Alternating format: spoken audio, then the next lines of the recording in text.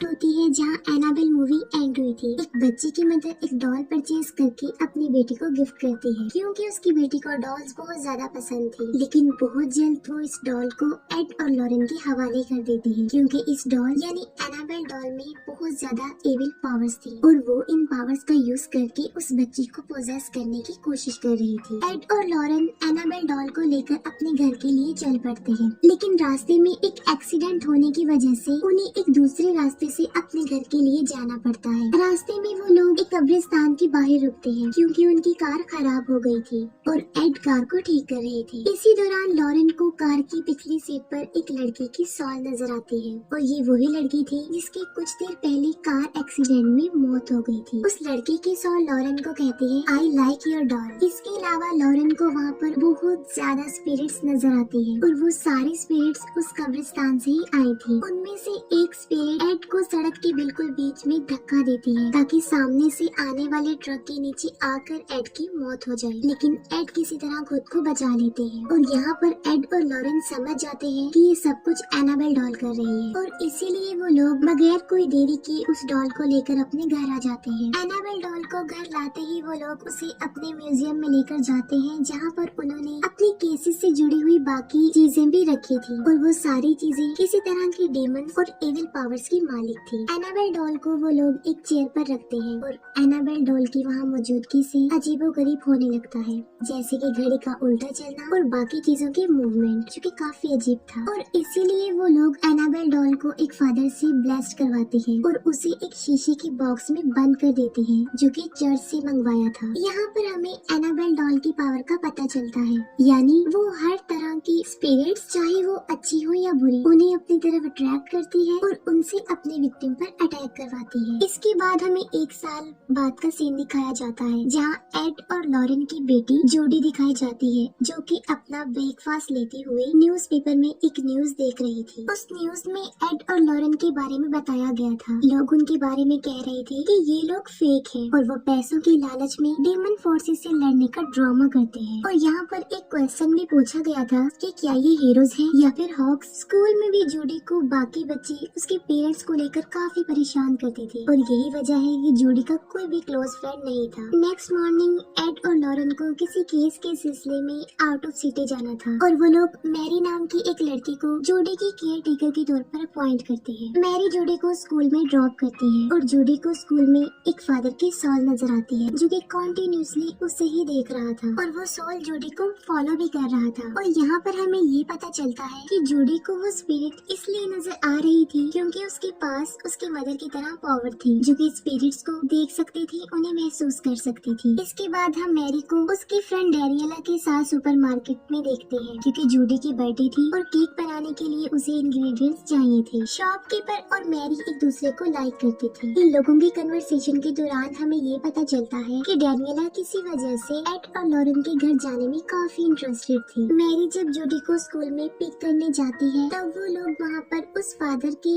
Statue को देखते हैं जो काफी देर से जूडी को नजर आ रहा था और जब जूडी टर्न करके देखती है तो वो फिर से फादर की स्पिरिट को देखती है। मैरी और जूडी केक बनाने में बिजी थे तब डैनियला बैक डोर से उनके घर आ जाती है। डैनियला के हाथ में एक छोटी सी बेल होती है और वो जूडी से पूछती है कि क्या ये कोई स्पिरिट बेल है, जिस पर जूडी उसे कहती है कि नहीं, ये एक नॉर्मल बेल है जो कि उसकी मदर ने कलेक्ट की है। असल में डैनियला एड और लॉरेन के काम में काफी इंटरेस्टेड थी और वो उनके घर को एक्सप्लोर करना चाहती थी और इसीलिए वो जूडी को रोलर स्केट्स गिफ्ट करती है। तब जूडी और मैरी घर से बाहर जाती है और डैनियला घर में अकेली होती है और उसे घर को एक्सप्लोर करने का मौका मिल जाता है। डैनियला वॉरेन के म्यूजियम को ओपन करने की कोशिश करती है लेकिन उसका डोर लॉक था और फिर वो डोर के बाहर से ही स्पिरिट से कांटेक्ट करने की कोशिश करती है लेकिन फिर भी कोई फायदा नहीं होता और डोर नहीं खुलता। वो उस दरवाजे की चाबी को ढूंढते हुए एड के ऑफिस में पहुंच जाती है और एक पिक्चर के पीछे डैनियला को उस म्यूजियम की चाबी मिल जाती है और वो उस चाबी से उस म्यूजियम के दरवाजे को खोल देती है। डैनियला का यहाँ पर आने का मकसद ये था क्योंकि वो अपने फादर जो कि मर चुके थे उनकी सोल से कांटेक्ट करना चाहती थी और जाहिर है इस म्यूजियम से बेहतर जगह और कोई नहीं हो सकती। और इसके बाद वो म्यूजियम के अंदर चली चली जाती है। डेनियला म्यूजियम में रखे हुए आर्टिफैक्ट्स को टच करती है और इसी दौरान एनाबेल डॉल उस शीशे की बॉक्स में ही गिर जाती है। अब हालांकि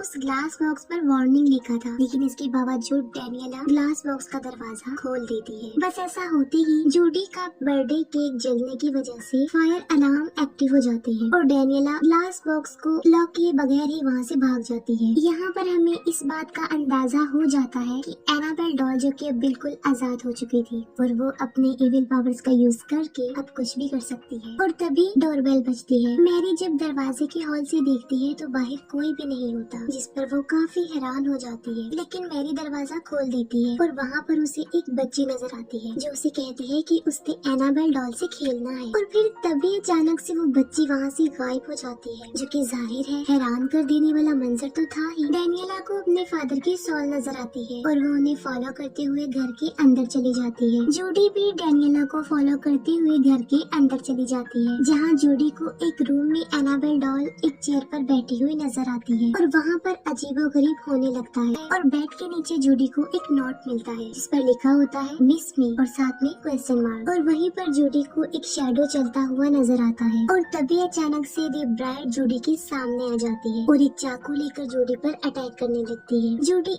क्रॉस उसे दिखाकर खुद को प्रोटेक्ट करती है और साथ में काफी चिल्लाती है और उसके चिल्लाने की आवाज मैरी और डेनियला सुन लेती है। मैरी जूडी के पास आती है और उसे हौसला देती है। यहाँ पर जूडी मैरी को बताती है कि उसके पास ये एबिलिटी है कि वो स्पिरिट्स को देखती है, जिस पर मैरी उसे कहती है कि जरूरी नहीं है कि सारे स्पिरिट्स ही बुरे हो, कुछ अच्छी भी होती है। डेनियला को एड और लॉरेन की पैरानॉर्मल इन्वेस्टिगेशन की फाइल मिल जाती है। उस फाइल में बहुत सारे डेमंस का जिक्र किया गया था और वहीं पर एग्जॉर्सिज्म की टेप्स थी जो कि एड और लॉरेन ने की थी। डेनियला उनमें से प्रोजेक्टर पर एक टेप प्ले कर देती है, जिसे मैरी फौरन बंद कर देती है क्योंकि जूडी उससे काफी डर रही थी। वो डिसाइड करती है कि वो फीली मिली गेम खेलेंगी। गेम खेलने के दौरान एक बार फिर से डोरबेल बजती है और इस बार डोर पर वही शॉपकीपर होता है। मैरी दरवाजे पर देखने जाती है, लेकिन वो उस लड़के को अंदर आने नहीं दे रही थी। रात को मैरी और डेनियला जूडी की बर्थडे सेलिब्रेट करते हैं और बाहर वही लड़का गिटार बजा रहा था और बाहर उस लड़की पर वुल्फ की तरह नजर आने वाला एक डीमन अटैक कर देता है और वो लड़का उससे बचने के लिए वहाँ से भाग जाता है। डेनियला एक बार फिर से म्यूजियम जाती है और यहाँ पर हम देखते हैं कि उस म्यूजियम के कुछ आर्टिफैक्ट्स अब मूवमेंट कर रही थी। डेनियला म्यूजियम में रखी गई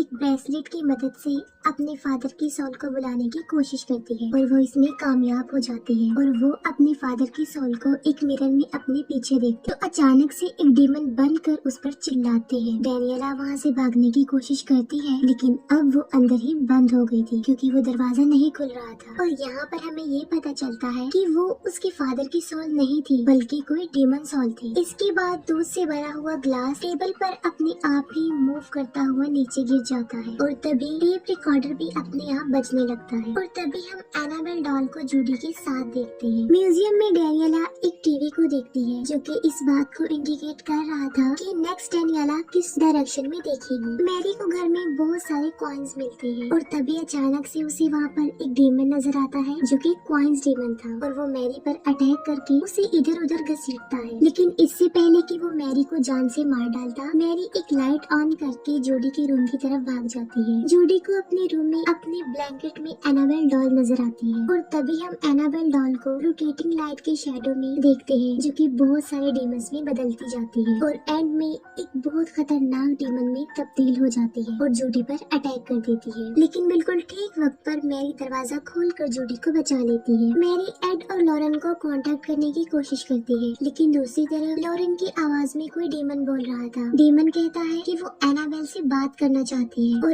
एनाबेल को इन लोगों की सॉल चाहिए और घर में लगी बेल्स अपने आप ही बजने लगती है। तभी फौरन मैरी और जूडी भी म्यूजियम में पहुंच जाते हैं। तभी अचानक से म्यूजियम में रखा गया टाइपराइटर अपने आप ही चल पड़ता है और वहाँ पर सिर्फ एक ही वर्ड टाइप हो रहा था और वो था मिस मी। वो तीनों किसी तरह बड़ी मुश्किल से म्यूजियम से बाहर आ जाती हैं, लेकिन बाहर आकर मैरी को सांस लेने में प्रॉब्लम हो रही थी क्योंकि उसे अस्थमा का प्रॉब्लम था। मैरी का इनहेलर बाहर कार में था और जूडी उस इनहेलर को लेने के लिए बाहर जाती है और तभी बाहर जूडी पर वुल्फ डीमन अटैक कर देता है। लेकिन बिल्कुल ठीक वक्त पर वो शॉपकीपर वहाँ पर आकर वुल्फ डीमन पर अटैक करके जूडी को बचा लेता है। फिर हम देखते हैं कि द ब्राइड ब्राइड डेनियला को पोजेस कर चुकी थी और डेनियला एक ब्राइड का ड्रेस पहनकर पूरी तरह पोजेस हो चुकी थी। अब इन सारी मुसीबतों से बचने का उनके पास सिर्फ एक ही हल था, वो ये कि अगर वो दोबारा से एनाबेल डॉल को शीशे के उसी बॉक्स में रख दे। लेकिन एनाबेल डॉल का तो कुछ अता पता था ही नहीं कि वो कहाँ गई है। और एक बार फिर से हम उस फादर के स्पिरिट को देखते हैं जो काफी देर से जूडी को नजर आ रही थी और वो गाइड करके जूडी को घर की उस तरफ ले जाते हैं जहाँ पर एनाबेल डॉल थी। और यहाँ पर हमें पता चलता है कि उस फादर की स्पिरिट अच्छी स्पिरिट थी। और यहाँ पर ये बात भी साबित हो जाती है कि सारी स्पिरिट्स बुरी नहीं होती, उनमें से अच्छी भी हो सकती है। मैरी और जूडी फीली मिली गेम की मदद से उस रूम की चाबी ढूंढती है जहाँ पर एनाबेल डॉल थी और फिर मैरी उस रूम में जाती है। उस रूम में बहुत ज्यादा डीमंस थे और बैड स्पिरिट्स थी जो कि मैरी को काफी डराने की कोशिश करती है। यहाँ पर बड़ी मुश्किल से मैरी